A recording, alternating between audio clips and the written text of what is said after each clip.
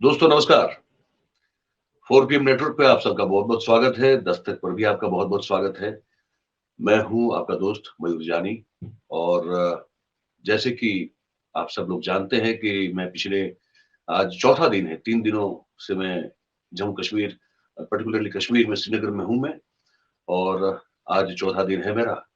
और हम कोशिश ये कर रहे हैं कि राहुल गांधी साहब की यात्रा एक निमित्त थी हमारे लिए कि हम आए, उसको भी कवर करें, लेकिन साथ साथ में हम कश्मीर के जो बाशिंदे हैं, जम्मू कश्मीर में दोनों में, हम उनसे भी बात करें, चाहे वो छोटे से छोटा एक व्यक्ति क्यों ना हो, या फिर वो बड़े से बड़ा इस क्षेत्र का, इस रीजन का व्यक्ति क्यों ना हो। और ये जानने की कोशिश करें कि जो नैरेटिव्स हमारे सामने रखा जाता है टेलीविजन के जरिए या अखबारों के जरिए, वो नैरेटिव जो है जम्मू कश्मीर के लोगों को लेकर कितना सही है या कितना गलत है, ये तो फिर आपको तय करना है। लेकिन हमारा काम है, हम सीधे उनसे बात करते हैं और उनसे उनके साथ बात करके उनकी बात आप तक पहुंचाए। तो आज जो हमारे मेहमान हैं वो बहुत वरिष्ठ, एक तो सीपीआईएम के बहुत वरिष्ठ लीडर हैं। आपको अब सीपीआईएम सुनेंगे तो शायद जो यंग जनरेशन है उसको देश के अन्य हिस्सों में ये लगेगा कि भाई ये कौन पार्टी है। ये बहुत पुरानी और लेफ्टिस्ट जो वामपंथी विचारधारा वाली पार्टी है, जिसने इस देश में बहुत एक प्रभाव अपना छोड़ा हुआ है। उनके वो लीडर हैं। मेरे ख्याल से अगर मैं गलत नहीं हूं तो जो कुलगाम है उनका मत क्षेत्र है, वहां से वो लगातार विधायक चुनकर जो है वो असेंबली में जाते हैं। इसके अलावा वो PAGD करके एक अलायंस बना हुआ है। धारा 370 जो लगी है उसके खिलाफ जो पिटिशन या जो फाइल हुई है सुप्रीम कोर्ट में, उस जो अलायंस है उनके भी वो स्पोक्स पर्सन भी है। और जहां तक मेरी जानकारी अगर वो ठीक है तो उसके सेक्रेटरी भी उस अलायंस के हैं। और बड़े लर्नेड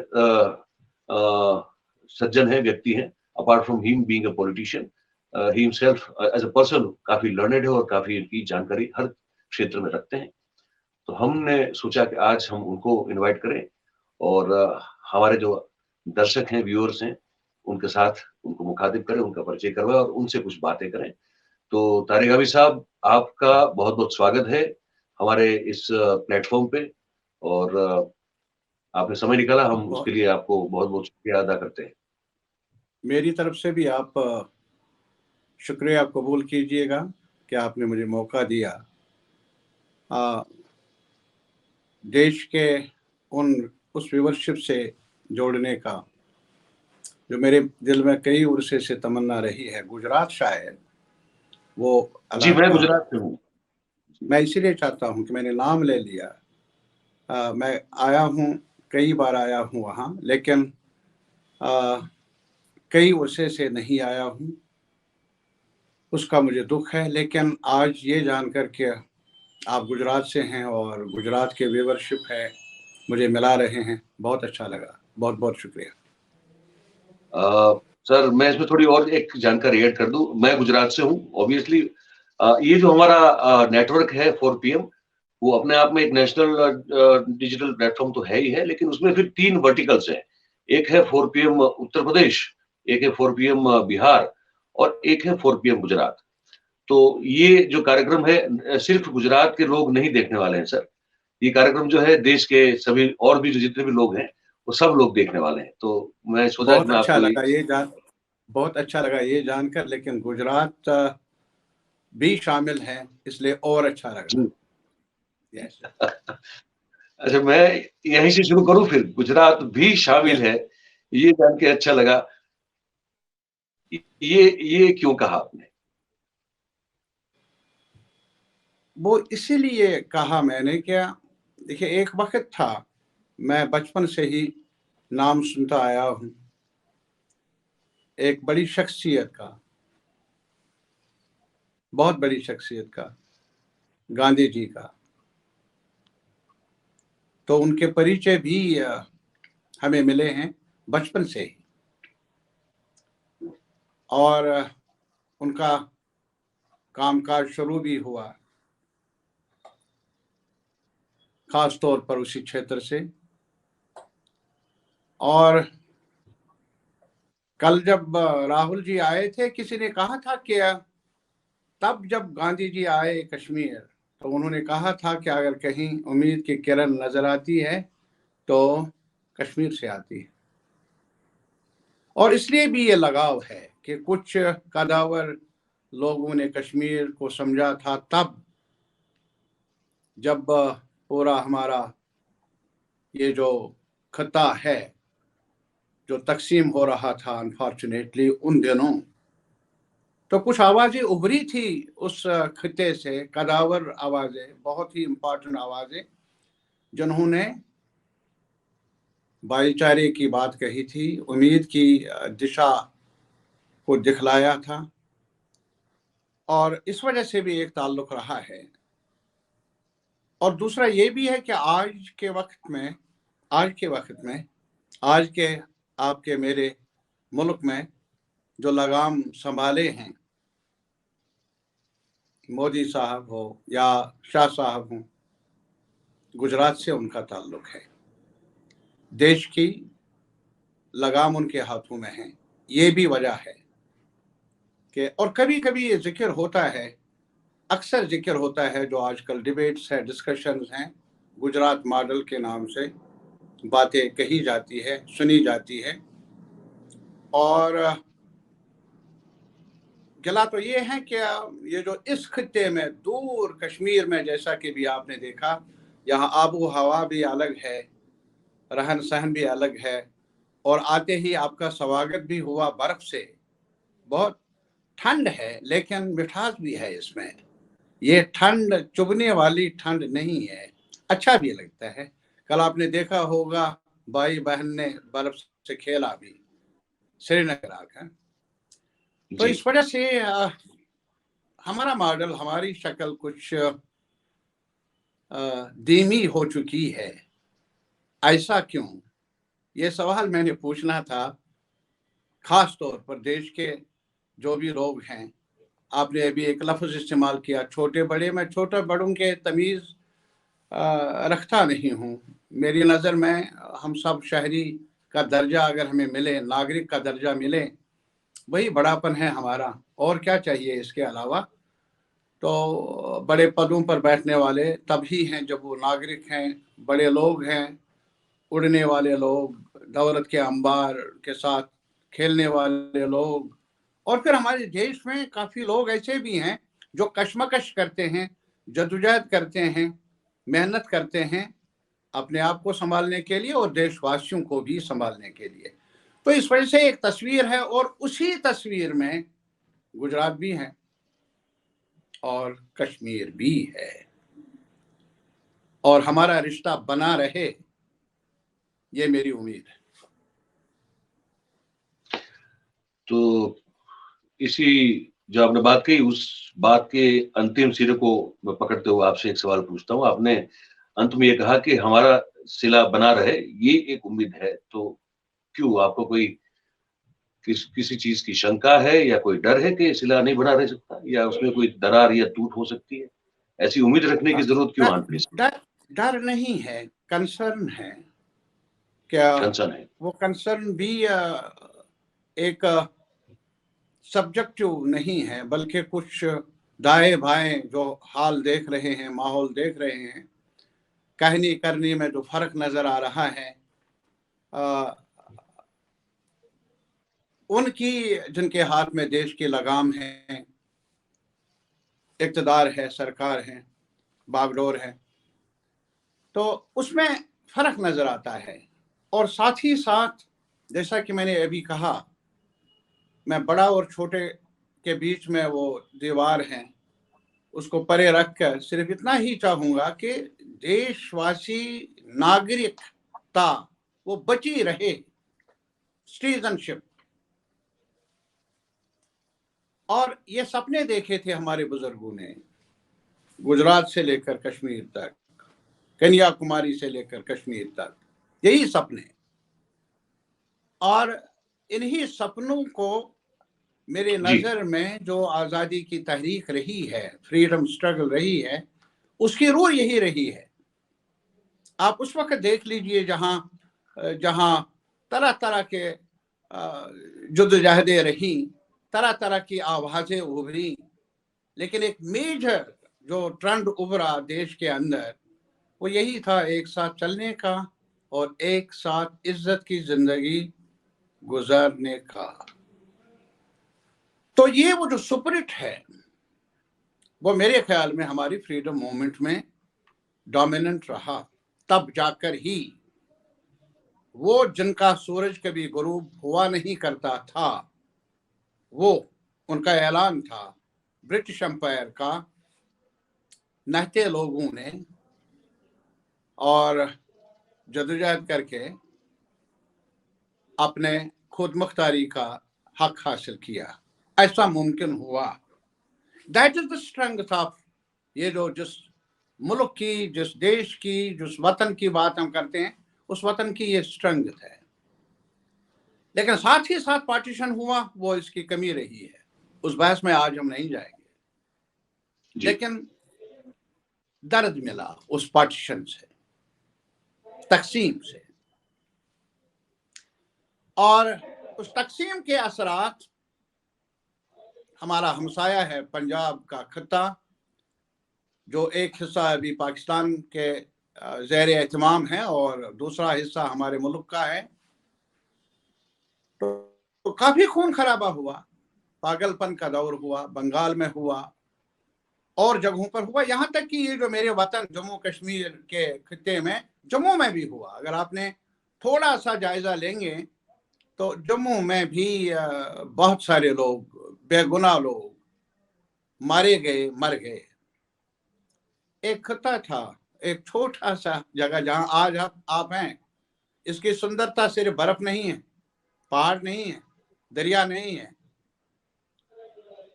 इसकी सुंदरता ये भी है कि जब 47 में दाएं भाई बाजार गर्म था, खूने आदम का। कौन मरा? हिंदू मरा, सिख मरा, मुसलमान मरा, बड़ा मरा, छोटा मरा, हमारे ही मरे, अपने ही मरे। लेकिन कश्मीर का एक खत्ता था जहां आज इसके बारे में जो कुछ भी कहा जाता है, उसके उलट भी अगर देखा जाए तो एक भी इंसिडेंट, कम्युनल इंसिडेंट हुआ नहीं। तब भी अगर कहीं पर एक नारा गूंजा, पूछ लीजिए आप, अगर कोई बुजुर्ग आपको मिले कश्मीर में, उनसे पूछ लीजिए गांव जाकर, पहाड़ों में जाकर, ये नारा पंजाब में पहले बहुत गूंजता था, हिंदू मुस्लिम सिख यूनिटी का। लेकिन पार्टीशन में मध्यम पड़ा, इरेज हुआ टेम्पररीली। लेकिन कश्मीर है जहां ये नारा गूंजा गूंजा, हिंदू मुस्लिम सिख इत्तेहाद जिंदाबाद जिंदाबाद। ये 47 में, और उस वक्त 47 में जब ट्राइबल्स आए, उस तरफ से भेजे गए कश्मीर को मिलाने के लिए उस पार,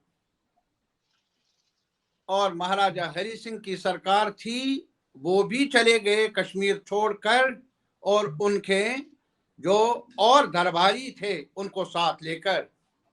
कश्मीर के लोग नहते थे, लेकिन नहते कश्मीरियों ने कहा, हमलावर खबरदार, हम कश्मीरी हैं तैयार।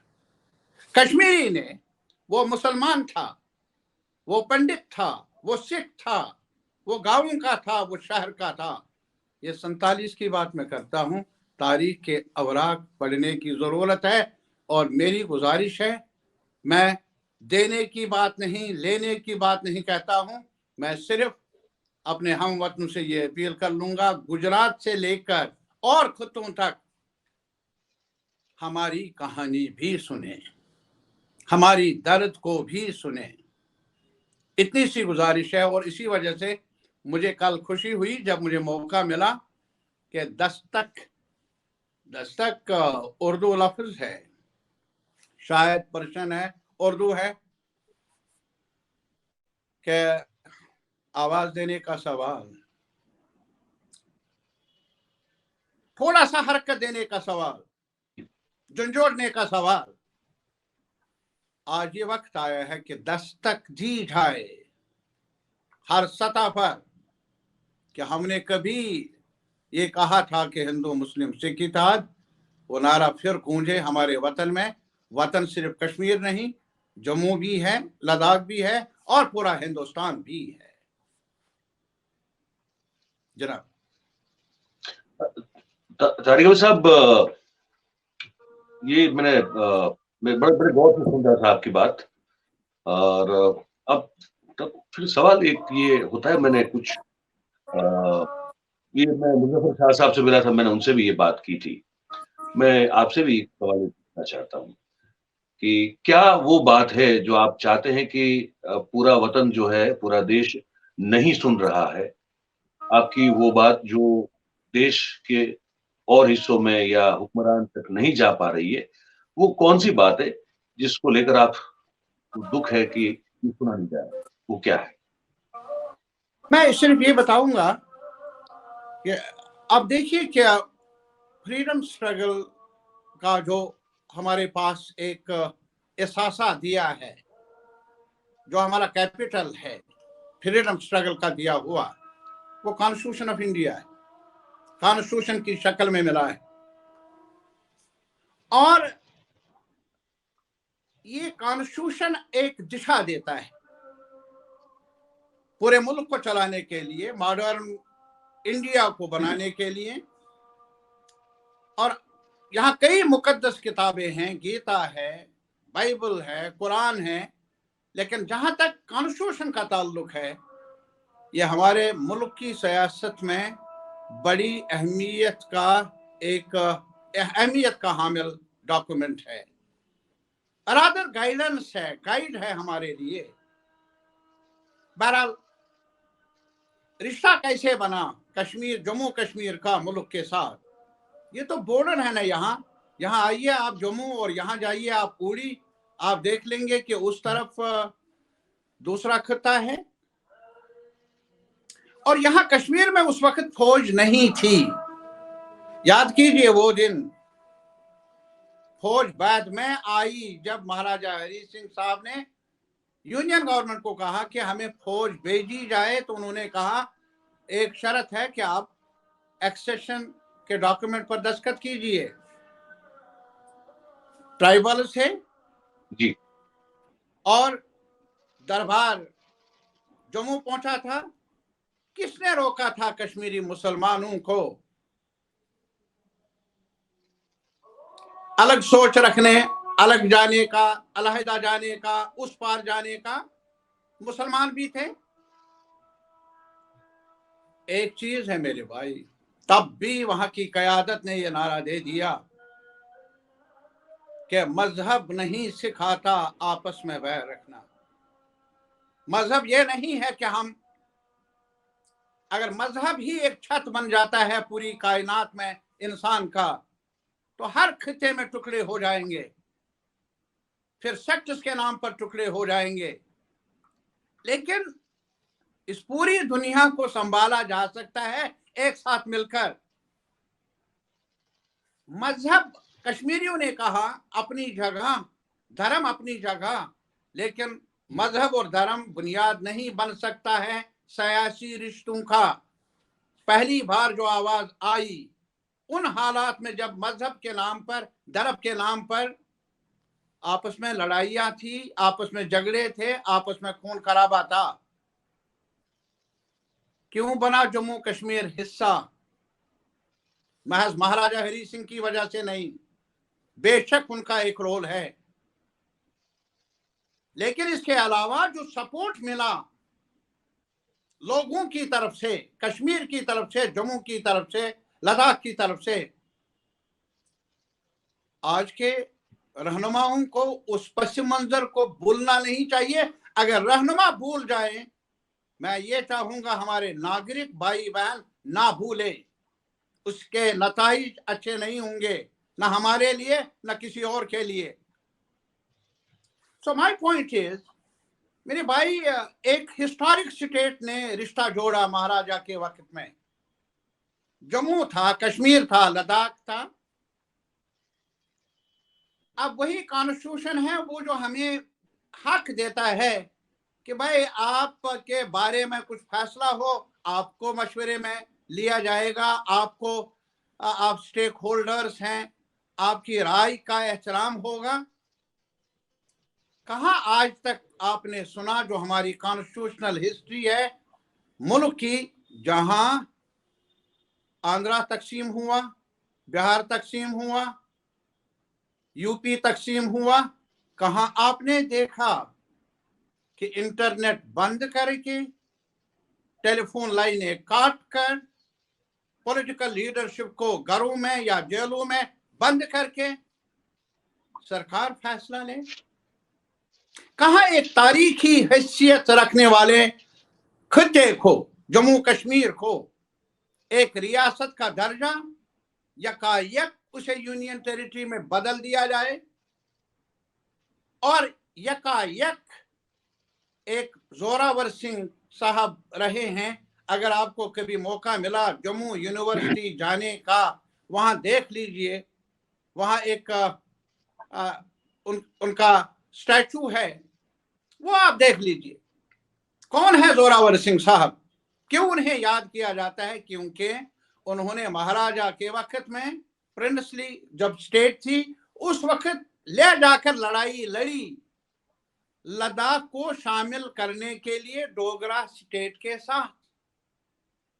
आज स्टैचू है जोरावर सिंह का जम्मू यूनिवर्सिटी में, लेकिन वो लद्दाख कहां? ये मेरा सवाल है एक नागरिक होने के नाते। लेकिन मुझे ये यार बताओ, गिला ये है कि हम तो कानून और आईन के दायरे के अंदर रहकर अपनी बात कहना चाहते हैं, और आप मीन सरकार, जो अहले इक्तिदार, जिनके हाथ में बागडोर है, वो हमें मौका भी ना दे इंटरनेट बंद करके ये जानने का कि हमारे बारे में फैसला हो रहा है, कौन क्या कह रहा है पार्लियामेंट में, हमें एक्सेस भी नहीं है। क्या आज तक मेरे भाई, एक सवाल है मेरा एक शहरी होने के नाते, अगर यही सलूक किया जाए गुजरात के लोगों के साथ, यही सलूक किया जाए किसी और खित्ते के लोगों के साथ, आपका, जनता का, पॉलिटिकल पार्टी का रद्द-ए-अमल क्या होगा? स्पेशल स्टेटस हमारा खत्म। ये कहा जाता है 370 खत्म, 35 खत्म। जी मेरे भाई, आज भी स्पेशल ट्रीटमेंट मिल रहा है हमें। वो स्पेशल ट्रीटमेंट क्या है कि मेरे बारे में फैसला हो और मुझे खबर भी नहीं, मुझे जेल में बंद रखो। एक बीमार चाहेगा अस्पताल में डॉक्टर के साथ बात करना, टेलीफोन लाइन तोड़ दो। एक माँ चाहे अपने बेटे के साथ जो दूर किसी जगह तालीम हासिल कर रहा है उसके साथ राबिता करे, राबिता नहीं। और फिर हमारे बारे में, हमारी तकदीर के बारे में, हमारे फ्यूचर के बारे में फैसला लिया जाए। ये स्पेशल ट्रीटमेंट क्यों? ये तरीका क्यों? क्या ये कहाँ का इंसाफ है कि फैसला लिया जाए कि कश्मीर को, कश्मीरियों को, जम्मू के रहने वालों को, लद्दाख को, उन्हें डिप्राइव किया जाए from the rights of a citizen. एक सिटीजन होने का जो हक है उससे भी डिप्राइव किया जाए। आप बताएंगे कि ये दर्द है हमारी, मेरे भाई। हम और कुछ नहीं चाहते, हम ये चाहते हैं कि मुल्क के अवाम, सहाफ़ी, मुल्क के और जो लोग हैं वो हमारी दर्द को जाने, हमारे दर्द को पहचाने। हो सके तो कुछ दवा वज़ा कर लें, मरहम कर लें, मरहम करने की कोशिश कर लें। ये मेरी गुजारिश है। तारिक साहब, अभी एक जो मैं सवाल पूछने वाला हूं ना, अगर आपको बुरा लगे तो मैं पहले से ही जो है माफी मांग लेता हूं, लेकिन मैं ये सवाल इसलिए पूछने वाला हूं क्योंकि ये सवाल हमारे देश में मोहल्लों के नुक्कड़ पे, पान की दुकान पे, नाई की दुकान पे, चाय की टपरी पे, वो लोग जो बैठे बैठे व्हाट्सएप देखा करते हैं, वो लोग जो बैठे बैठे सोशल मीडिया जो है उसमें अपनी अकल लगाने की कोशिश किया करते हैं और फिर जो बहुत बड़ी चर्चा करते हैं, जो देश में हर जगह आप कहीं भी जाओ तो ये मिलना सुनने को मिलता है। मैं वो सवाल, क्योंकि ये सवाल उनको मैंने सुना है, इसलिए मैं कह रहा हूं कि एक बहुत बड़ा वर्ग ऐसा है इस देश में जो जो आता है व्हाट्सएप पे उसको सच मानता है, उस पर फिर बात करता है और एक अपना एक पर्सपेक्टिव क्रिएट कर लेता है चीजों के बारे में, लोगों के बारे में, हर चीज के बारे में। वो सवाल मैं पूछना चाहता हूं आपसे, और जम्मू वो सवाल कश्मीर ये है कि भाई क्या जरूरत है जम्मू कश्मीर के लोगों को स्पेशल स्टेटस की? क्यों वो देश के और आम स्टेट जो है, राज्य है, उनकी तरह वो एक विदाउट स्पेशल स्टेटस एक आम राज्य और आम शहरी क्यों नहीं बन सकते? क्यों इस तरह से नहीं रह सकते? ये समझाइए आप। ऐसा तो क्या चला गया मैं आपसे? सिर्फ ये समझाइए। मैं सिर्फ ये गुजारिश करना चाहता हूँ, जी शायद अगर आप कॉन्स्टिट्यूशनल हिस्ट्री की तरफ जाएंगे, कॉन्स्टिट्यूशनल जो प्रोविजंस इनकॉर्पोरेट हुए कॉन्स्टिट्यूशन में, उनका एक कंटेक्स्ट है। जी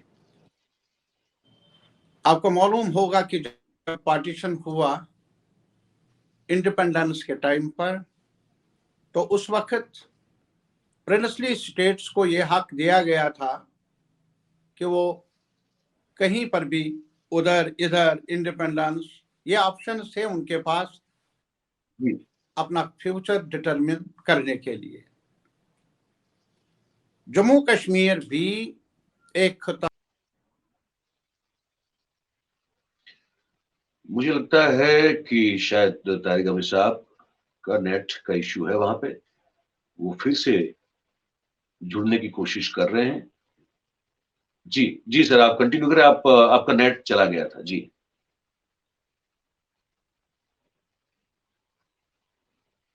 आपकी आवाज मुझ तक नहीं आ रही है सर।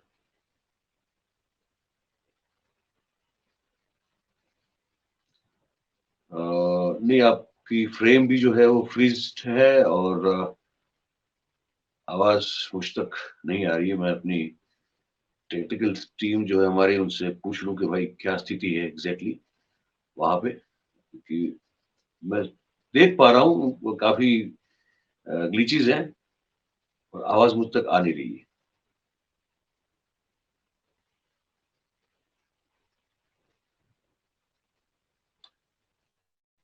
आपको मेरी आवाज आ रही है सर?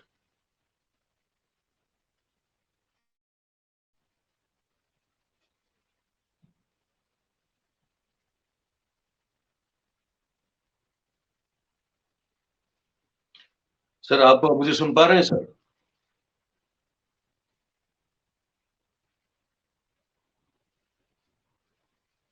आप सुन पा रहे हैं मुझे सर?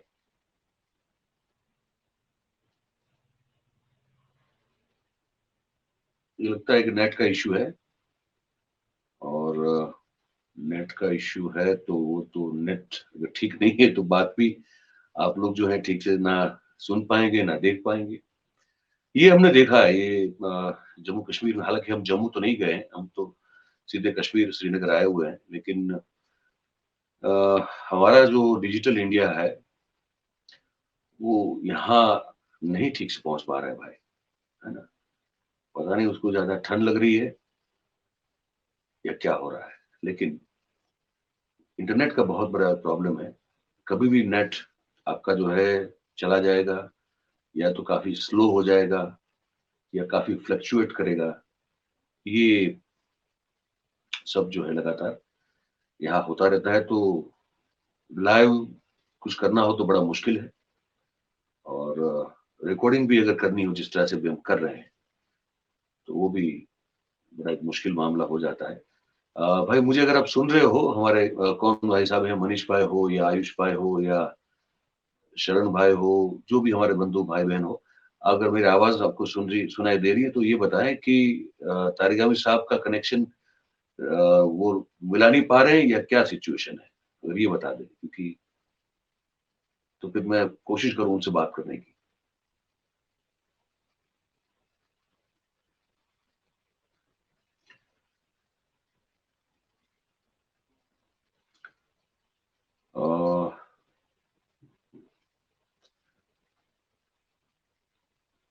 जबर भाई, ये बात करते करते जो है इनका कनेक्शन जो है लॉस्ट हो गया। फिर उन्होंने एक बार कोशिश की और वो शायद फिर से जुड़ नहीं पा रहे। ये तो रिकॉर्डिंग लिंक, इसमें कोई इश्यू नहीं है। ये तो फिर से जुड़ जाएंगे तो वहीं से फिर शुरू जो बीच का ये जो भी बात मैं कर रहा हूँ वो हिस्सा कट जाएगा। ठीक है, तो एक बार कोशिश करें उनसे कि क्या जानने की कि क्या हो रहा है। नहीं मिला, नहीं, वो बीच में फिर बड़ा इंपॉर्टेंट सवाल आते आते वो चला गया। हमने ये पूछा कि भाई, मैं सुन रहा, हाँ, वो बड़ा इंपॉर्टेंट क्वेश्चन था, वहां जाके तो मैं चला गया। क्या करें, थोड़ा वेट करिए क्योंकि इन्होंने फोन अभी बंद ही रखे हैं। अच्छा, तो मैं अपनी टीम को कह दूं कि भैया आप भी जो है इस लिंक को कंटिन्यू कीजिएगा, कोई इशू नहीं है ना, काटने की जरूरत नहीं है। जैसे ही वो जुड़ जाएंगे तो आप हमको इस नंबर पर बता दें। कितने मिनट का हुआ अभी तक? 26 मिनट का, अभी और 10-15 मिनट का चाहिए था। होने वाला नहीं पता, कैसे छूट गया।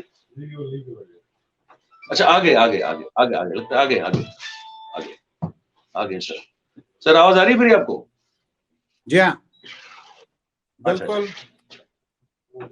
चलिए चलिए, तो अब वो जहां से हमने जो सवाल था आपने सुना था वो रिकॉर्ड हो चुका है, इसलिए कोई इश्यू नहीं है। तो आप बस ये सवाल था कि भाई क्यों जम्मू कश्मीर को एक स्पेशल स्टेटस चाहिए, क्यों उसकी जरूरत है, और आम जितने भी और राज्य हैं देश के उसकी तरह वो भी एक आम राज्य क्यों नहीं बन के रह सकता है, क्यों वहां आके लोग रह नहीं सकते, क्यों जमीन नहीं खरीद सकते, और आप भी तो देश में आके रह सकते हैं। ये सब सोच, ये सवाल पूछे जाते हैं, तो ये अगर आप बता दें। जी हाँ, जी हाँ, जी हाँ। देखिए, मैंने ये अभी अर्ज की थी कि जब कॉन्स्टिट्यूएंट असेंबली बनी आज़ादी के बाद और कॉन्स्टिट्यूशनल फ्रेम पर डिबेट हो रही थी, तो उस के हाल में कई खित्ते ऐसे भी रहे और एक हक मिला था प्रिंसली स्टेट्स को कि वो अपना फ्यूचर रिश्ता तय कर लें। और जो उस वक्त जिनके हाथ में बागडोर थी उनको ये हक दिया गया था। उसमें हैदराबाद भी था, जूनागढ़ था, उसमें जम्मू कश्मीर भी रहा। आपको याद होगा, उस हिस्ट्री में यहाँ जाने की जरूरत नहीं, लेकिन मेरा मशवरा होगा पटेल साहब को पढ़े और जितने भी लोग उस वक्त रीऑर्गेनाइजेशन में जिम्मेदार लोग थे उनको भी पढ़े, और पूरा पस मंजर पता चलेगा कि जम्मू कश्मीर का रिश्ता कैसे बना यूनियन ऑफ इंडिया के साथ।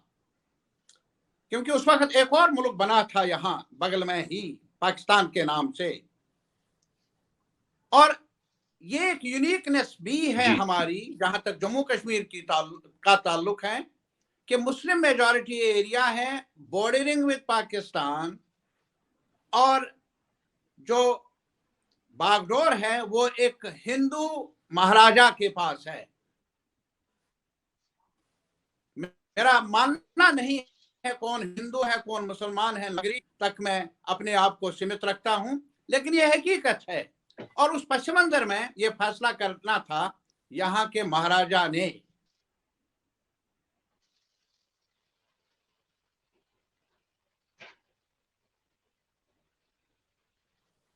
हिंदुस्तान ने माना नहीं, दिल्ली ने माना नहीं, और उस वक्त जब ट्राइबल्स आ गए तब जाकर उन्हें यह जरूरत महसूस हुई कि वो कहें कि मुझे फौज चाहिए ताकि ट्राइबल्स का मुकाबला हो, और उसमें यह जरूरी बना कि वो इंस्ट्रूमेंट ऑफ एक्सेशन पर दस्तखत करे।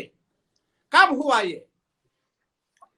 अभी 15 अगस्त मनाया जाता है पूरे देश के अंदर आजादी का दिन, लेकिन यहां इल्हाक जो हुआ वो 26 अक्टूबर को हुआ, और 26 अक्टूबर को एक्सेशन करने की जिम्मेदारी किन पर थी?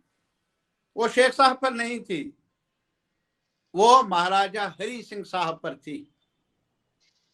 अगर ये गलत है या सही है तो जिम्मेदारी उनकी, अच्छा है तब भी इसका जो सिला है वो उनको ही जाएगा। इस चीज को समझना जरूरी है। और दूसरा ये इस बात को मानना जरूरी होगा, जब महाराजा हरि सिंह ने इंस्ट्रूमेंट ऑफ एक्सेशन पर दस्तखत किए, उसके साथ एक अकम्पनी डॉक्यूमेंट भी भेजा। जहां आप उस इंस्ट्रूमेंट ऑफ एक्सेशन पर नजर डालेंगे, वहां उस जो साथ ही लगा था डॉक्यूमेंट खत, उस पर भी नजर डालिए। महाराजा हरि सिंह के दस्तखत हैं। क्या कहा था उन्होंने कि हमारे शराइत हैं इस रिश्ते के बारे में। जी, वो पढ़ लीजिए आप। मैं पूरे जो हमारे नागरिक हैं, मैं उनसे गुजारिश कर लूंगा, एक बार तो कम से कम कोशिश कर लो कि तारीखी पस मंजर को समझने की। और दूसरा, जब एक तरफ ट्राइबल थे, अगर आप वो क्या शर्तें थी, अगर आप बता पाए उस जो मैं वही कहता महाराजा हूं साहब कि ने जो उन्होंने रखी ये थी। कहा था हमारा जो रिश्ता है वो 3 मुद्दों पर होगा। वो 3 मुद्दों पर होगा: फॉरेन अफेयर्स, डिफेंस, कम्युनिकेशन। अब देख लीजिए। और उसके बाद जब कॉन्स्टिट्यूएंट असेंबली में बहस हो रही थी, भूल जाते हैं हमारे भाई शहरी भाई बहन कि हमारे मुल्क में डाइवर्सिटीज, ह्यूज डाइवर्सिटीज है, जो आज भी भूला जाता है, फॉरगेट किया जाता है, इग्नोर किया जाता है। एक मुल्क जरूर है, उसमें दो राय नहीं, लेकिन यहां नॉर्थ ईस्ट भी है, यहाँ इसके अलावा साउथ भी है, नॉर्थ भी है, गुजरात भी है, बाकी बंगाली भी है, और इलाके भी हैं, जबान के लिहाज से, कल्चर के लिहाज से, इवन जो मजहबी अमूरात हैं उसमें भी उनकी, जैसे नागालैंड। मेरे यार, ये इस पूरे देश को इकट्ठा रखने के लिए ये यूनियन ऑफ स्टेट्स, इसी वजह से हमारे जो फाउंडर्स है कॉन्स्टिट्यूशन के, उन्होंने हमारे रिपब्लिक को जी तशरीह की, वो यूनियन ऑफ स्टेट्स है, यूनियन ऑफ स्टेट्स। जी, और उसमें तरह तरह के लोग हैं। भी आपने कहा, ये सिर्फ आपने नहीं कहा, अच्छा किया आपने, ये शाह साहब ने भी उस वक्त कहा था जब 370 के बारे में चर्चा हुई पार्लियामेंट में कि जमीन खरीदने में रुकावट है थी, इस वजह से इन्वेस्टमेंट का प्रोसेस, डेवलपमेंट का प्रोसेस रुका पड़ा था। एक सवाल है मेरे भाई, यहाँ हमारा नजदीकी एक रियासत है हिमाचल, वहां आप जाइए, शिमला में आप जमीन खरीदने की कोशिश करें, इजाजत नहीं है, वहां राइट्स हैं, हुकूक है, 371 है। ये नजदीक, मैं नहीं जाऊंगा नॉर्थ ईस्ट में, मैं नहीं जाऊंगा और इलाकों में, मैं यहाँ की बात करता हूं। अगर डेवलपमेंट के लिए ही ऐसा हुआ तो ये मेहरबानी आप हिमाचल में क्यों नहीं की? और फिर याद दिलाऊंगा, जहां तक जमीन के राइट्स के बारे में हुकूक हैं या जो दिफा है, वो 1927 में जम्मू में एजिटेशन हुई, उसमें जम्मू के डोगरों ने ज्यादा हिस्सा लिया कश्मीर की निस्बत। क्या था कि पंजाब से, बाहर से बड़े लोग, अमीर लोग ना आए हमारी जमीन को ग्रैब करने के लिए। और महाराजा हरि सिंह ने उस वक्त कानून बनाया 1927 में। अरे साहब, आज भी आप 1938 का लैंड लॉ देख लीजिए, जो महाराजा हरि सिंह के वक्त में बना, डिफाइंड है सिटीजनशिप के राइट्स के बारे में भी, और साथ ही साथ लैंड के ओनरशिप के बारे में। ये जो पंथी से आया, वो पंथी से तब आया जब मुल्क में आईन आया, उसमें उसको जगह मिली। उस कानून को जो वजह किया था 1927 में, 32 में, फाइनली 1938 में महाराजा हरि सिंह ने। अब ये जम्मू के लोगों ने लड़ाई लड़ी थी, इसमें हिंदू शामिल थे ज्यादा। इसको इस ऐनक से क्यों देखा जाता है? आप एक लेवल पर एक आर्गुमेंट देते हैं हिमाचल में, दूसरी लेवल पर यही आर्गुमेंट गायब हो जाता है कश्मीर में। यह दोहरा मेयार क्यों? और दूसरी बात मैं जरूर कहना चाहूंगा, जहां तक कॉन्स्टिट्यूशनल फ्रेम का ताल्लुक है। नेगोशिएशंस हुए, ये 370 पहले 306 था, और ये 306 कहां डिस्कस हुआ? यहां ये पटेल साहब के घर पर, होम मिनिस्टर के घर पर डिस्कस हुआ। तारीख जानिए, और उस वक्त 306 था। आज जिस पटेल साहब के बारे में बहुत कुछ कहा जाता है, अच्छा कहा जाता है, अच्छा ही कहना चाहिए। हम भी अच्छा, बहुत ही कदावर शख्सियत समझते हैं उनको। अरे साहब, उनके घर में उनकी हाजिरी में ये वजह हुआ कि जम्मू कश्मीर को एक उनकी यूनिकनेस को ध्यान में रखते हुए कॉन्स्टिट्यूशनल प्रोटेक्शन मिलना चाहिए, जो 370 के नाम से जाना जाता है। आप बताइए, अगर हम भी ये चाहें कि हमारी जमीन पर हमारे हुकूक हों, अगर हम भी ये चाहें, आज लेखा देख लीजिए, अभी ले वाले यूनियन टेरिटरी मांगते थे। जब से उनको यूनियन टेरिटरी मिली तब से लेकर कश्मीर ने हड़ताल नहीं की, जम्मू ने भी हड़ताल भी नहीं की, लेकिन लेह करगिल वालों ने लड़ाई, ये जदोजहद की, हड़ताल की कि हमें जमीन पर प्रोटेक्शन का एक कानूनी हैसियत चाहिए, बाहर वाला जमीन ना खरीदे। वो तो यूनियन टेरिटरी चाहते थे। हमारे बारे में ये गलतफहमी क्यों? आज भी मैं बताऊंगा, कई जगहों पर, और भी नॉर्थ ईस्ट में आप जाइए, अभी भी नागालैंड में ये सरकार, मौजूदा सरकार, जिसने जैसे सर्टिफिकेट हासिल की है देशभक्ति की, सिर्फ वो देशभक्त है, ये चर्चा है, ये नैरेटिव है।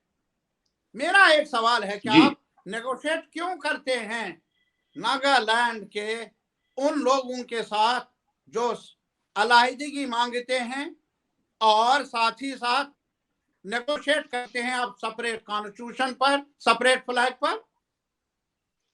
अरे साहब, जब आज की बात में भी वो सेपरेट कॉन्स्टिट्यूशन पर बात करते हैं, सेपरेट फ्लैग पर, जम्मू कश्मीर के 47 में जो हुकूक मिले थे, कॉन्स्टिट्यूशनल गारंटी मिली थी, वो आज अगर यही सवाल अमृत है नागालैंड के लिए, ये जहर कैसे बना जम्मू कश्मीर के लिए?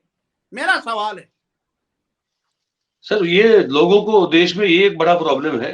जब भी मैं कहता हूँ, ये पान के दुकान पे, नाई की दुकान पे, या कहीं सुपरमार्केट में कहीं भी मिलते हैं, ये बड़ा इनका प्रॉब्लम होता है कि दूसरा झंडा क्यों? एक झंडा देश का तो एक ही झंडा होता है, फिर दो झंडे क्यों लगाना? ये तो ठीक बात नहीं, ये कहा जाता है। मैं सर ये कहूंगा ना, जब एक झंडा, दो झंडे थे, तब जाकर कश्मीरियों ने मुसलमान आबादी होते हुए कहा कि रेडर हमारे नहीं, जो मुसलमान नाम लेकर वहां आए थे। अरे साहब, ये भी तो सुन लो ना, इस दूसरे झंडे ने, इस एक और अधिकार ने कश्मीर के अवाम को कायल किया, मायल किया, जज्बा पैदा किया एक सेकुलर इंडिया के साथ अपना रिश्ता जोड़ने में। रिजेक्ट किया उन्होंने, जो वहां से आवाजें आ रही थी कि हम मुसलमान हैं, एक हैं। उन्होंने कहा मजहब अपनी जगह, लेकिन सियासी रिश्तों का जहां तक ताल्लुक है, उसमें हमारा नारा है कि हिंदू मुस्लिम सिख इत्तेहाद जिंदाबाद जिंदाबाद। आप उसी नारे को, उसी जज्बे को आज ठुकराते क्यों हैं? ये मेरा सवाल है। वो इस वजह से आज नाई की दुकान पर, क्योंकि हमारे हाकिमों ने हमारे चेहरे को मसक किया, देश के सामने तारीख को डिस्टॉर्ट किया। उन्होंने ये नहीं बताया, आज सिर्फ ये बताते हैं कि यहाँ मिलिटेंसी है। वो ये नहीं बताते हैं कि जब जम्मू में आपस में लड़ाइयाँ हुई, लोग मर गए, मुसलमान मर गए, हिंदू मर गए, सिख मर गए, पंजाब में मर गए, लाहौर में, अमृतसर में, ये कश्मीर था जहां एक भी कम्युनल इंसिडेंट नहीं हुआ। तब जाकर बारामुल्ला की एक बुजुर्ग औरत ने अपना जो फेरन है, ये जो आपने देखा होगा फेरन कश्मीरी लोग पहनते हैं, अपना फेरन निकाल कर अपनी बहन पंडित के डाल दिया ताकि किसी की नजर न लग जाए। अरे वो बात क्यों नहीं फैलाते हैं आज चाय की दुकान पर? हमें आज ये आज क्यों नहीं फैलाया जाता है कि हमारे कश्मीर में मौलाना फारूक को मारा गया, वो भी था, वो मीर भाई था, किसने मारा? वाइस चांसलर जो मुसलमान था, किसने मारा? हमारे जो फर्स्ट पार्लियामेंट के मेंबर रहे हैं मौलाना मसूदी, जो जनता लाल, जब मोरारजी देसाई साहब थे तब वो जनता पार्टी के चेयरमैन थे, जिसमें आरएसएस बीजेपी वाले भी थे, उनको मारा। उनका नाम लेते क्यों नहीं लोग उनके पास? सिर्फ ये क्यों कहा जाता है वहां हिंदू को मारा? यार, हिंदू को मारा, मेरा हिंदू है वो, मुसलमान मारा मेरा, अपनाओ ना दोनों को, ये मेरी गुजारिश है। अलग अलग खून एक है, इसको अलग करके मत देखो। देश को नुकसान होगा, जम्मू कश्मीर को नुकसान होगा, और इसी वजह से मैं हाकिमों से नहीं, आप जैसे सीनियर जर्नलिस्टों से मेरी अपील है कि हमारे मुकदमे को जब आप पेश कर लेंगे मुल्क के सामने, हमारी बात को भी सुनो। हमारा जो मौक़िफ़ है फैसला लेने से पहले उस पर भी गौर करो। That's what we ask for. मुझे लगता है सर बहुत सारे ऐसे सवाल जो आम जबान पे हैं देश में, मैंने उन सवालों को आपकी मतलब आप तक पहुंचाने की और फिर उस पर आपका जवाब अब उन लोगों तक पहुंचाने की कोशिश जो है मेरी, मुझे लगता है कि वो अब तक ठीक जा रही है।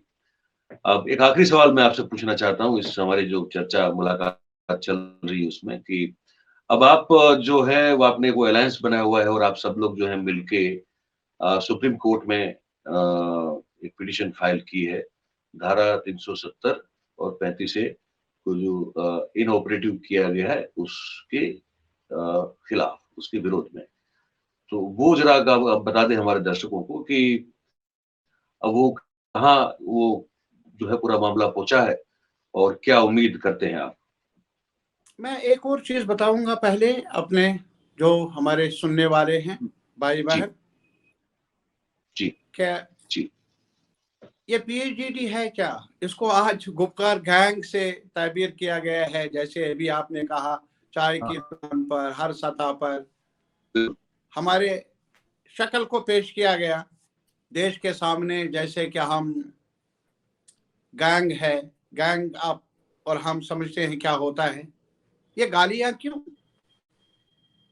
ये वही फारूक अब्दुल्ला की नेशनल कॉन्फ्रेंस है ना, जो आज भी शेख साहब को बुरा भला कहते हैं कुछ लोग इस वजह से कि उन्होंने रिश्ता जोड़ा हिंदुस्तान के साथ। पूछ लीजिए, अभी आप कश्मीर में हैं, यू आर इन कश्मीर, आप श्रीनगर में दाएं बाएं पूछ लीजिए, बहुत सारी कुछ आवाजें हैं जो आपको सुनने में आएगी कि शेख साहब को कोसा जा रहा है इस वजह से कि क्या आपने इसीलिए हमें रिश्ता जोड़ा था हिंदुस्तान के साथ। तारिक साहब, सवाल तो ये है ना कि जो लोग पूछते हैं कि भाई दो झंडे क्यों चाहिए आपको? एक झंडे में भी एक झंडे में भी तो वो नेशनलिज्म और वो सब चीजें जो है और आपकी अपनी जो एक जम्मू कश्मीर एज ए बतौर एक जो स्टेट आप जो कहते हैं कि वो एक स्पेशल स्टेटस है, ठीक है, तो लोग ये हमेशा चर्चा करते हैं और पॉलिटिशियंस पर्टिकुलरली बीजेपी की ओर से जो ये बताया जाता है लोगों को, ये है कि भाई ये दो झंडा मतलब कि आप एक झंडे, मतलब जो देश का एक झंडा है एकमात्र, हर जगह वही होना चाहिए, तिरंगा है। तो कश्मीर, जम्मू कश्मीर के लोगों को दो झंडे क्यों चाहिए? वो क्या जरूरत है? मैं ये गुजारिश कर लूंगा, पहले ये देखना होगा जो मैंने बताया कि पस मंजर क्या है जब दो झंडे आ गए, दो कॉन्स्टिट्यूशन की बात आ गई, कहां से उभरे ये बातें, उस पस मंजर को समझना होगा, देखना होगा। और ये सवाल हमारे जो फाउंडर्स हैं कॉन्स्टिट्यूशनल अरेंजमेंट के, जिसमें जहां पंडित जवाहरलाल नेहरू हैं, अंबेडकर साहब हैं, वहां पटेल साहब हैं, और खास तौर पर जब रीऑर्गेनाइजेशन का सवाल था सामने स्टेट्स को, उसको डील करने में सफ़े अव्वल का रोल जो अदा किया वो पटेल साहब ने किया। और ये पटेल साहब के घर पर ही दिल्ली में फैसला हुआ कि जम्मू कश्मीर की यूनिकनेस को देखते हुए इनकी बात को माना जाए और उन्हें कुछ जमानतें मिलनी चाहिए। ये तब जाकर 370 के बारे में सिफारिश पेश करने वालों में सबसे सफ़े अव्वल में जो बड़े लीडर थे वो पटेल साहब थे। इस चीज को भूलना नहीं चाहिए जिस पटेल साहब के बारे में आज बहुत अच्छी बातें कही जाती है, जो मुस्तहिक है वो। और एक दूसरा, आज भी आप देख लीजिए, एक नागालैंड है, एक इलाका हमारे मुल्क में ही, जहां अभी भी ये सरकार नेगोशिएशन कर रही है। अभी जो रवि साहब गवर्नर हैं तमिलनाडु के, वो बाज़ाब्ता मुसलसल नेगोशिएशंस में शामिल थे केंद्रीय सरकार की तरफ से, जिसमें उनकी तरफ से डिमांड थी कि हमें सेपरेट कॉन्स्टिट्यूशन चाहिए, सेपरेट फ्लैग चाहिए। बात तो हो सकती है ना इन बातों पर, इन मुद्दों पर। मेरे कहने का मतलब है जो हमारे देश में डाइवर्सिटीज हैं, आज की सरकार चाहे भी जो डाइवर्सिटीज की जो रूह है हमारे सोसाइटी की, हमारे नेशन की, उसको इरेज नहीं किया जा सकता। कोशिश रहे, उसके नताइज अच्छे नहीं होंगे नेशन बिल्डिंग के प्रोसेस में, ये तजुर्बा हमें बता रहा है। और साथ ही साथ मैं ये भी बताना चाहता हूं, जैसा कि अभी आपने कहा, क्या हमें ये बताया जाए जब से स्पेशल पोजीशन थी, स्पेशल एक और झंडा था, नुकसान क्या हुआ? नुकसान तो हुआ उन लोगों को जो ये चाहते थे कि जम्मू कश्मीर देश का, इंडियन यूनियन का हिस्सा ना बने। वो चला रहे थे उस वक्त से लेकर आज तक कि ये मजाक है लोगों के साथ। आज आपकी बात, उनकी बात आपको स्टूडेंट ऑफ पॉलिटिक्स, ये एक पुल है, पुल बना रिश्तों का। उस पुल को आंच जितनी आई, अब आज ये भी एक सवाल है, 370 की वजह से टेररिज्म बना। अब 370 मिजोरम में नहीं था, वहां क्यों? 370 नागालैंड में नहीं, क्यों बना ये? 370 और भी कई जगहों पर नहीं है, वहां वायलेंस क्यों? कहने का ये मतलब है 370 जब बना तो रिश्ता बना। उन्होंने डिफाई किया टू नेशन थ्योरी को, मजहब के नाम पर रिश्तों को जोड़ने का नारा उन्होंने माना नहीं। लेकिन जब से 370 को धीरे धीरे इरोड किया, खोखला किया, लोगों का एतमाद को ठेस पहुंची, एक वैक्यूम पैदा हुआ जो फायदेमंद साबित हुआ उनके लिए जो इस रिश्ते को पसंद नहीं करते। उन्होंने अपने सबवर्सिव एक्टिविटीज के लिए उन्हें मैदान मिला, मौका मिला। इस चीज को समझने की जरूरत है। बहरहाल दूसरे सवाल पर मैं आ जाऊंगा, ये PAGD कहां से आया? आज इसके बारे में कहा जाता है, गालियां दी जाती है। आज फारूक अब्दुल्ला नेशनल कॉन्फ्रेंस, जिस शेख साहब के नाम पर आज भी कहा जाता है श्रीनगर में कि उन्होंने गलत किया, क्यों रिश्ता जोड़ा? क्या इसीलिए जोड़ा था कि हमें पिटाई हो, हमारी बात ना सुनी जाए, हमारे साथ मशवरा ना किया जाए? आज शहर में है आप, श्रीनगर में, दाएं बाएं पूछ लीजिए लोगों से।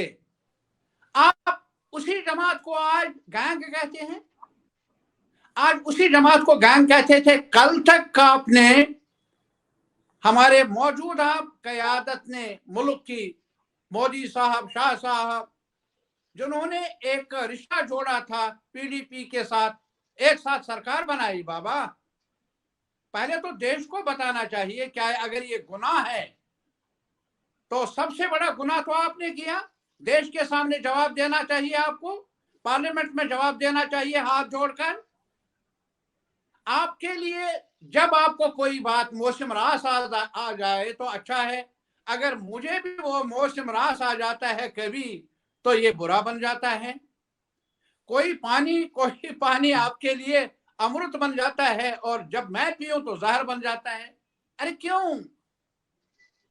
तो पीएचईडी है क्या मेरे भाई? ये 4 अगस्त को जब अफवाहें थी, जब यात्रा को रोका गया, जब टूरिस्टों को, आज टूरिस्टों के बारे में भी कहा जाता है बड़ी तादाद में टूरिस्ट आए थे 2019 में, तो उनको जबरदस्ती गाड़ियों में वापस भेजा गया। उस वक्त एक मीटिंग हुई फारूक अब्दुल्ला साहब के घर पर, जो गुपकार में वाक़ा है। गुपकार जगह है जहां उसका मकान है, उनका मकान है। सारे पॉलिटिकल लीडर्स, ये जो शाह फैसल साहब आज हैं, या इसी तरीके से हमारे और लोग हैं जो आज पीएचईडी के साथ नहीं है, पॉलिटिकल पार्टीज, वो जमा हो गए और वहां पर इन अफवाहों पर अपना कंसर्न इजहार किया गया और हमने एक ड्राफ्ट रेजोल्यूशन अडॉप्ट किया जिसमें कहा गया कि यहाँ की कानूनी आईनी पोजीशन के साथ छेड़छाड़ ना की जाए। इसके नतीजे जम्मू कश्मीर के लिए अच्छे नहीं, देश के लिए अच्छे नहीं। और दूसरा मुद्दा ये रखा गया, प्राइम मिनिस्टर से अपील की गई, कोई भी फैसला अगर आप लें जम्मू कश्मीर के बारे में, हमारी बात को भी सुना जाए, हमें भी सुनने का मौका मिलना चाहिए। प्रेस कॉन्फ्रेंस में हम एक साथ शामिल हो गए, प्रेस में वो डिक्लेरेशन हमने जारी किया और घर पहुंचे रात के 11 बजे 12 बजे, ताला बंद, टेलीफोन बंद, इंटरनेट बंद, सब कुछ बंद। अरे साहब, ये हुआ हमारे साथ। ये जो पीएचईडी है ना, ये नाम पड़ा है महज इसलिए कि हम एक साथ मिले गुपकार में और एक साथ मिलकर हमने कहा कि ऐसा नहीं होना चाहिए, अगर हो हमारी भी बात सुनी जाए। और बाद में जब हुआ, हमने कहा कि हम ये अपील लेंगे सुप्रीम कोर्ट में, बड़ी अदालत में, ये अपील लेंगे हम मुल्क के आवाम के सामने। और इसी वजह से एक अलायंस बना। ये अलायंस मुल्क के खिलाफ नहीं, ये अलायंस उस ज्यादती के खिलाफ है, उस अनकॉन्स्टिट्यूशनल प्रोसेस के खिलाफ है जो हमारी नजर में कॉन्स्टिट्यूशनल, जिसकी वैलिडिटी नहीं है, जो इंसाफ नहीं है जम्मू कश्मीर और लद्दाख के अवाम के साथ। और आखिर में ये कहूंगा, प्राइम मिनिस्टर ऑफ इंडिया ने मीटिंग बुलाई, हम गए वहां प्राइम मिनिस्टर ऑफ इंडिया ने कहा सम अप करके कि हम सबको मिलकर दिल्ली और श्रीनगर की दूरियों को कम करना है, दिलों की दूरियों को कम करना है। आज मैं अपनी जनता से ये मुकदमा वहां रखता हूं, प्राइम मिनिस्टर साहब से पूछे, तब से लेकर ये दूरियां भी बढ़ गई, दिल की दूरियां भी और दिल्ली की दूरियां भी, बल्कि ये कहना मुनासिब होगा दिल ही टूट गए। अगर प्राइम मिनिस्टर नहीं, होम मिनिस्टर नहीं, गुजरात के आवाम, यूपी के आवाम, मुल्क के आवाम से जो बड़ी अदालत है, हमारी दरख्वास्त है कि हमारी दर्द को जाने, हमें भी एक साथ मिलकर आगे बढ़ने का मौका मिले। अफसोस ये है, अभी आपने कहा स्पेशल स्टेटस खत्म हुआ, हमें एक म्यूनिसिपैलिटी के दर्जे पर लाया गया। वो अलग सवाल, वादा किया था उन्होंने कि डिलिमिटेशन होगा, रिवीजन होगा इलेक्टोरल रोल्स का और इलेक्शन होंगे।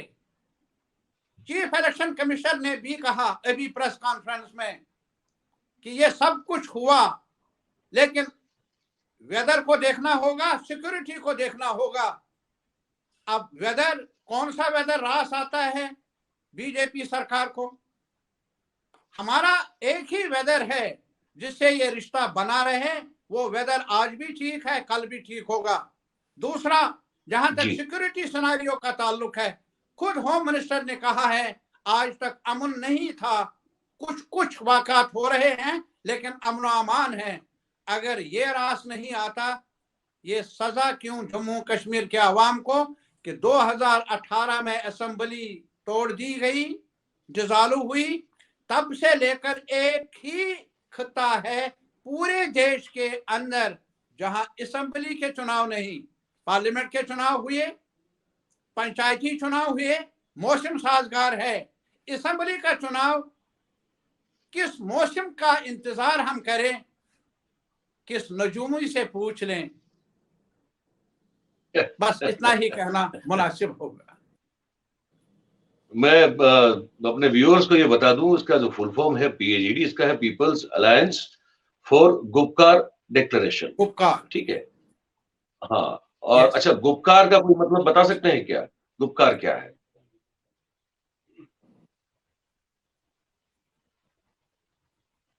मैंने कहा गुपकार एक जगह है, लोकेलिटी जगह है है, जो, हाँ, जहाँ फारूक अब्दुल्ला एक साहब रहते मोहल्ला हैं। है जी, जहां पर फारूक साहब की रहाइश है। वहां पे 4 अगस्त मिले थे, इसलिए 2019 इसका को नाम है गुपकार है। वहां सारी पॉलिटिकल पार्टीज की मीटिंग हुई। जी जी जी जी। Yes sir. और हम ये भी बता दें अपने व्यूअर्स को कि इसमें जो है अभी 4 पार्टीज जो है उसमें इस अलायंस की मेंबर्स हैं। एक तो फारूक अब्दुल्ला साहब की नेशनल कॉन्फ्रेंस है, महबूबा मुफ्ती साहिबा की पीपल्स डेमोक्रेटिक पार्टी मतलब कि PDP है। हम जिनसे बात कर रहे हैं अभी, तारिक आमिर साहब, उनकी कम्युनिस्ट पार्टी ऑफ इंडिया है, जो CPM, मार्क्सिस्ट, हाँ, CPIM मार्क्सिस्ट। है। और हाँ, और अवामी नेशनल कॉन्फ्रेंस है, CPI, जिस मुजफ्फर शाह साहब, CPI भी है और अवामी नेशनल कॉन्फ्रेंस भी है। हाँ, जो मुजफ्फर शाह साहब उसके वाइस प्रेसिडेंट है, जिनसे हमने, आपने देखा, हमने उनसे भी मुलाकात की थी, आप देख चुके हैं। तो ये था पूरा मामला। और ये एक जो आवाज है, जिसमें बहुत दर्द महसूस होता है, सुनाई देता है। और इसको लेकर हम बस कोशिश कर रहे थे, अभी भी करते रहेंगे जब तक यहाँ पे हैं, कि जो जो जो हकीकत है यहाँ के लोगों की, जो उनको लगता है कि उनके साथ क्या ठीक नहीं हो रहा है, उस चीज को आप लोगों तक पहुंचाना जरूरी है। मैंने कहा, मैं तो एक बहुत ही एक जरिया हूँ, एक बहुत ऑब्जेक्टिवली चीजों को देखता हूँ। मैं कोई स्टैंड ले नहीं सकता बतौर जर्नलिस्ट, लेकिन मैं पूछ सकता हूँ, और जो जवाब मिले वो बातें मैं आप सभी, हमारे जो व्यूअर्स हैं, जितने भी दर्शक हैं, उन तक पहुंचाना, ये मेरा काम होता है। और मैं कोशिश कर रहा हूँ कि जितना अच्छे तरीके से उसको कर पाऊँ, वो मैं करूँ। तो तारिक अभी साहब, आपने वक्त निकाला। हम इंटरनेट का जो एक स्लो इंटरनेट का, हम जो इस बीमारी को हम यहाँ फेस कर रहे हैं, मैं भी फेस कर रहा हूँ, जब से आया हूँ तब से इसके हम शिकार हुए, हमारे इस बातचीत में 2-3 बार। पर फिर भी आपने जो है समय निकाल के रखा और हमसे और हमारे दर्शकों से बात की। आपका बहुत बहुत शुक्रिया। और उम्मीद करता हूं कि आपसे थैंक यू। समय समय पे मुद्दों पर बातचीत होती रहेगी। तो आप का बहुत बहुत शुक्रिया सर। तो दोस्तों, ये था पूरा मामला। ये इंटरव्यू, ये बातचीत रिकॉर्ड करने में हमको पसीने छूट गए भाई। इतनी बार जो है वो इंटरनेट जो है गया है कि पूछिए मत। पर आखिरकार हम इसको मुकम्मल करने में कामयाब हुए हैं। तो बस ये है, देखिए, आप सुनिए इस पूरी बातचीत को, और आप ही भी सोचिए, आप ही अपनी अपना दिमाग लगाइए, अपने दिल से पूछिए कि जो बातें हम यहाँ से आप तक पहुंचा रहे हैं, वो आपको कैसी लगती है। और जैसी भी लगती हो, आप उसको कमेंट के तौर पे जरूर करें। और अच्छा लगता हो तो लाइक जरूर करें, और अच्छा लगता हो तो सब्सक्राइब करें और करवाएं।